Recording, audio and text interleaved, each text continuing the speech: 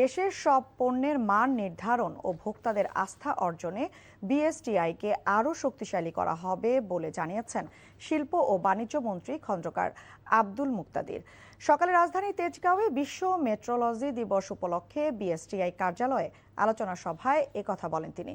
নীতি নির্ধারণ প্রক্রিয়ায় আস্থা নির্মাণে মেট্রোলজি শীর্ষক প্রতিপাদ্য নিয়ে এ আলোচনায় শিল্প সচিব মোহাম্মদ ওবায়দুর রহমান, এফবিসিসিআই প্রশাসক আব্দুর রহিম খান, বিএসটিআই মহাপরিচালক কাজী ইমদাদুল হক উপস্থিত ছিলেন।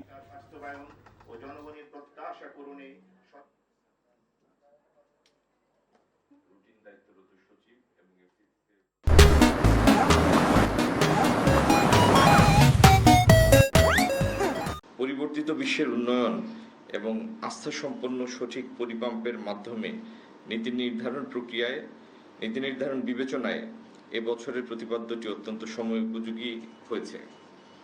বর্তমান বিশ্বে তথ্য নির্ভর ও প্রমাণ ভিত্তিক নীতি প্রণয়নের ক্ষেত্রে সঠিক পরিমাপের নির্ভুল পরিসংখ্যান অত্যন্ত গুরুত্বপূর্ণ।